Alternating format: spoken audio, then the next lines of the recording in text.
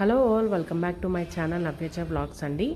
ఈ వీడియో అయితే అయోధ్యకు సంబంధించిన వీడియో పార్ట్ 2 అండి. ఇది యాక్చువల్గా పార్ట్ 1 ఆల్రెడీ నేను నా ఛానల్ అప్లోడ్ చేశాను. అది కనుక చూడకపోయింటే ఒకసారి పార్ట్ 1 వీడియో చూసి కంటిన్యూషన్ పార్ట్ 2 కూడా చూడండి. మీకు అయోధ్యలో ఏమేమి ఫెసిలిటీస్ ఉన్నాయి అండ్ ఆల్సో ఏమేమి కవర్ చేయొచ్చు వన్ డేలో అనే క్లారిటీ అయితే మీకు వచ్చేస్తుంది. ఇంకా వీడియోలోకి వెళ్ళిపోదామండి లేట్ చేయకుండా. మీరు కనుక ఫస్ట్ టైం నా ఛానల్లో వీడియో చూస్తున్నట్టయితే ప్లీజ్ సబ్స్క్రైబ్ చేసుకొని చూసేయండి.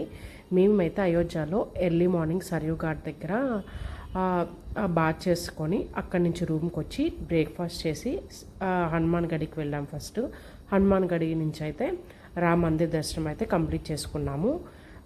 ఇక్కడ వరకు అయితే లాస్ట్ వీడియోలో అప్లోడ్ చేశాను. ఇది కంటిన్యూషన్ అండి. మేము చేసిన తప్పు ఏంటంటే హనుమాన్ గడి నుంచి రామ్ మందిరం వెళ్ళటం. యాక్చువల్గా హనుమాన్ గడి పక్కనే దశరథ్ మహల్, కనక్ భవన్ అనేవి కూడా దగ్గరలోనే ఉంటాయి. అందరూ ఏంటంటే హనుమాన్ గడి దర్శనం అయిపోయాక మిగిలినవి కూడా చూసుకోవాలి అనుకునే వాళ్ళైతే దశరథ్ మహల్, కనక్ భవన్ ఫినిష్ అయ్యాకే రామ్ మందిరం వెళ్తారు. మేమేంటంటే మా డాడీ అంతా తిరగలేరు అని చెప్పి హనుమాన్ గడి వచ్చి రామ్ మందిరం దర్శించుకొని మా డాడీని అయితే హోటల్కి పంపేసి మేము మిగిలిన చూసుకుందామన్న ప్లాన్లో అయితే ఉన్నాము.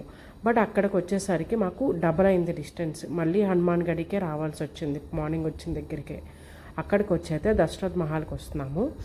సో ఇక్కడ వచ్చే దారిలో స్వామీజీ ఎవరో ఉంటే అందరూ పిక్స్ దిగుతున్నారు. నాకు తెలిసి నేను టీవీలో కూడా చూశాను. పేరైతే నాకు అస్సలు ఐడియా లేదండి. ఇది దశరథ్ మహల్ ఎంట్రన్స్ అనమాట. ఎంట్రన్స్ అట్లా కూర్చొని ఉంటే అందరూ అక్కడ ఉన్ని పలకరిస్తున్నారు ఆయన్ని. ఆ తర్వాత ఇది దశరథ్ మహల్ అండి. ఇక్కడ నుంచి ఇది కూడా డెవలప్మెంట్ చేస్తున్నారు. ఇంకా అండర్ కన్స్ట్రక్షన్ అయితే ఉంది. ఎంట్రన్స్ చూస్తే కనుక మనకి ఓల్డ్ బిల్డింగ్ లాగా ఉంటుంది. కొంచెం లోపలికి వెళ్ళే కొద్ది అయితే బాగానే ఉంది.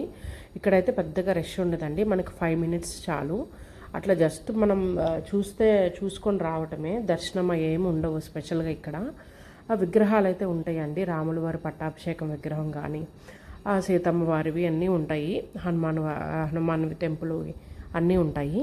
ఇదైతే నాకు తెలిసి రీసెంట్గానే ఇంత నీట్గా రెడీ చేసినట్టు అనిపించింది. ఇంకా టైం పట్టిద్దండి ఇది కూడా బాగా డెవలప్ అవడానికి. సో ఇది దశరథ్ మహల్ చూసుకున్న తర్వాత దీని పక్కనే కనక్ భవన్ అని ఉంటుంది. అదైతే మేము వెళ్ళే టైంకి క్లోజ్ అయితే చేశారండి. అది 12కే క్లోజ్ చేశారు. ఈవినింగ్ 4 దాకా ఓపెన్ చేయరంట. మేమైతే కనక్ భవన్ మిస్ చేసాము. ఇదిగోండి ఇదే కనక్ భవన్ అండి. మేము వెళ్ళేసరికి క్లోజ్లో ఉంది. చాలామంది వెయిట్ చేస్తున్నారు. బట్ ఈవినింగ్ 4 o'clock తర్వాతే ఓపెన్ అవుతుందంట. మేము అప్పటికే చాలా టైర్డ్ అయిపోయాము. ఇంకా మా వల్ల కాదులే అని చెప్పి లైట్లని బయట నుంచి చూసుకొని అయితే రిటర్న్ అయిపోయాం. నాకు తెలిసి దీనికైతే టికెట్ ఉందండి. 200 rupees ఎంతో చెప్పారు అక్కడ. సో ఇంకా లైట్లే, ఇది ఒక్కటి మిస్ చేస్తే ఏం కాదు. ఇంకా రూమ్కి అయితే రిటర్న్ అయిపోతున్నామండి. మేము ఆల్మోస్ట్ ఆఫ్టర్నూన్ కల్లా 25,000 స్టెప్స్ వేసానండి. ఆలోచించండి, 25,000 అంటే ఆల్మోస్ట్ 10 kilometers తిరిగినట్టు. నేను చాలా టైర్డ్ అయిపోయాను. ఫస్ట్ డేనే అంత జర్నీ అయ్యేసరికి ముందు 2 days ఏమో ట్రైన్లో రెస్ట్ తీసుకున్నాము.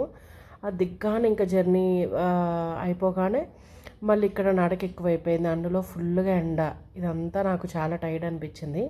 ఇంకా ఆఫ్టర్నూన్ అయితే రెస్ట్ తీసుకుందామని డిసైడ్ అయ్యాము. ఆఫ్టర్నూన్ రెస్ట్ తీసుకున్న తర్వాత ఈవినింగ్ అయితే సరియు హారతికి అండ్ ఆల్సో లేజర్ షోకి వెళ్దాం అనుకున్నాము. సో రిటర్న్ అయ్యామండి. మేమేంటంటే చెప్పులు హోటల్లోనే ఇదిలేసి వచ్చాము. అందుకని ఫుల్గా కాలు కాలిపోయినాయి హోటల్కి వెళ్ళేదాకా కూడా. అండ్ లంచ్ కూడా పిక్ చేసుకొని హోటల్కి వెళ్ళి తిన్నాము. లంచ్ అయితే చెప్పాను కదా ఆల్రెడీ, ఆంధ్రావి ఈ ఫుడ్స్ అవైలబిలిటీలో లేవు. అక్కడ ఫుడ్ తింటమే. సో ఒక్కరోజు అడ్జస్ట్ అయిపోతే సరిపోతుంది. సో ఈవినింగ్ ఇట్లా ఆటోలో అయితే వెళ్తున్నాము. బగ్గీ ఆటోలాగా ఉంది ఇది. బ్యాక్ సైడ్ కూర్చున్నాము. మార్నింగ్ కూడా ఇక్కడికే వచ్చామండి. లతా మంగేష్కర్ ఘాట్ అన్నా కదా, అక్కడికే వచ్చాము. మళ్ళీ ఈవినింగ్ కూడా సరియు ఘాట్కి స్థానాలకు అయితే ఒకవైపు వెళ్తాము, హారతికి అయితే ఇంకోవైపు వెళ్తాము. హారతికి అయితే రామ్కి పైడి పక్కన నుంచే వెళ్తామండి. సో అదొక్కటి చూసుకోండి. రామ్కి పైడి నుంచి ఒక 200 meters అట్లా వాకబుల్లే. ఆ బోర్డు కనిపిస్తుంది కదా, అక్కడ దాకా వెళ్ళాలి. ఇదంతా కూడా బిల్డింగ్స్ మీద నైట్ లేజర్ షో ఉంటుందండి. ఇక్కడ ఈ బిల్డింగ్స్ మీద ఉంటుంది. సో ఫస్ట్ అయితే మనం హారతి చూసుకోవాలి కదా అని 6:30 కల్లా హారతి పాయింట్ దగ్గరికి అయితే వెళ్ళాము. 6:30 కూడా ఫుల్ ఎండగా ఉంది చూడండి. ఏ మాత్రం తగ్గలేదు. 7 అవుతున్నా సరే ఇంకా అంత ఎండ కొడుతుంది. వెళ్ళేసరికి మెట్ల మీద అందరు కూర్చొని ఉన్నారు రెడీగా హారతి టైంకి. మాకైతే స్పేస్ లేదు అక్కడ. అందుకని చెప్పి ఇంకా అట్లాగే నుంచున్నాము. హారతి ఇచ్చేదాకా వెయిట్ చేసాము. వాళ్ళైతే హారతికి అంతా సెట్టింగ్ చేసుకుంటున్నారు. మొత్తం 5 6 నుంచున్నారండి లైన్గా. టోటల్గా అయితే 7 టైప్స్ ఆఫ్ హారతలు ఇచ్చారు. సాంబ్రాన్ ధూపం అదంతా కలిపి 7 ఇచ్చినట్టున్నారు. ఇది కాశీ హారతి కూడా చాలా డిఫరెన్స్ ఉందండి ఇక్కడికి అక్కడికి కూడా. అక్కడ నేను రెండు ఒకేలాగా ఉంటాయి అనుకున్నా కానీ ఈ సరియు ఘాట్ హారతి వేరు, కాశీలో ఇచ్చే హారతి వేరు, గంగా హారతి. సో ఇక్కడైతే హారతి అయితే 7:10కి అట్లా స్టార్ట్ అయిందండి. ఇవి సీజన్స్ బట్టి టైమింగ్స్ వేరుంటాయంట, అది ఒకసారి చెక్ చేసుకోండి. ఎర్లీగా పొద్దెక్కిద్ది అన్నప్పుడు కొంచెం ఇంకా ముందే ఉంటుందంట హారతి అనేది. ఇట్లా డే లైట్ ఎక్కువ ఉన్నప్పుడు లేట్గా ఉంటుంది, అదొక్కటి చెక్ చేసుకుంటే సరిపోతుంది. ఇక్కడ హారతి ముందే వెలిగిస్తున్నారు కదా, వెనకమాల నుంచి వీళ్ళు టయానికి అందిస్తున్నారు ఒక్కొక్క హారతి అయిపోయినప్పుడు. ఇది మీరు చూసేది ఇది నాగహారతి అన్నారండి. సో ముందు వేరే వాళ్ళు తిప్పుతున్నారు చూడండి గంగ దగ్గర, వాళ్ళు విఐపి వాళ్ళు అనమాట. ప్రతి ఒక్కరి దగ్గర విఐపి వాళ్ళు అయితే ఉన్నారు. వీళ్ళు ఇట్లా హారతి సరియు ఘాట్కి హారతి ఇచ్చిన తర్వాత వాళ్ళ చేతికి ఇస్తున్నారు. వాళ్ళు నెక్స్ట్ అట్లా హారతి సరియు ఘాట్కి ఇచ్చి పక్కన పెడుతున్నారండి. ఇది ఇక్కడే చూశాను నేను, కాశీలో అయితే ఇట్లా చూడలేదు విఐపీలకి చేతికి ఇవ్వటం. ఇక్కడే ఉందనుకుంటా అవైలబిలిటీ మేబీ. ఈ హారతి అయితే ఒక 15 మినిట్స్లో అయితే కంప్లీట్ అయిందండి. దీని తర్వాత లేజర్ షో ఉంటుంది. ఆ లేజర్ షో కూడా ఒక 10 to 15 మినిట్స్ మేమైతే చూసుకున్నాం అంతే. లేజర్ షో మెయిన్ అనుకున్నంత అయితే లేదండి, అక్కడ సౌండ్ సిస్టమ్ కానీ అంత బేస్ లేదు. సో రామాయణం అర్థమైన వాళ్ళకి ఏదో పరీక్షగా బిల్డింగ్స్ మీద చూస్తేనే అర్థమవుతుంది. లేదు రామాయణం అర్థం తెలియని వాళ్ళకైతే, ఇంకా చిన్నపిల్లలకి వాళ్ళకి ఏం అర్థం కాదు, ఏదో కలర్ఫుల్ లైటింగ్స్ అట్లా బిల్డింగ్స్ మీద పడుతున్నాయి అన్న దాంట్లోనే ఉంటారు. నాకైతే సౌండ్ సిస్టమే క్లారిటీ లేదండి, లేక మిగిలిందంతా చాలా బాగుంది. ఆ బిల్డింగ్స్ మీద లైటింగ్స్ పడటం కానీ అవంతా డిఫరెంట్ ఎక్స్పీరియన్స్.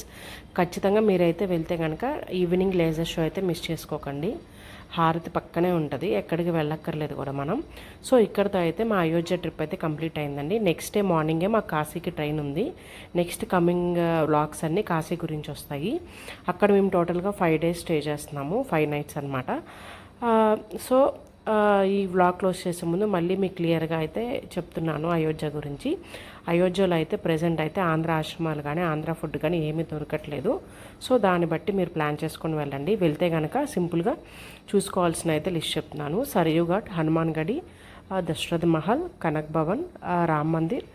ఈవినింగ్ వచ్చేసరికి సరియు ఘాట్ దగ్గర హారతి అండ్ ఆల్సో లేజర్ షో. ఇవల్ల చూసుకుంటే చాలండి, ఎక్కువ కూడా చూసుకోవసరం లేదు. చిన్న చాలా ఉంటాయండి ప్రతి దగ్గర. ఇంకా అన్నీ చూసుకున్న టైం ఉంటే కనుక మీరు చూసుకోవచ్చు. నేను చెప్పింది అయితే 1 dayలో కవర్ అయిపోతాయి. మేము మళ్ళీ నైట్ లేజర్ షో అయిపోయిన తర్వాత టెంపుల్కి వెళ్ళాము.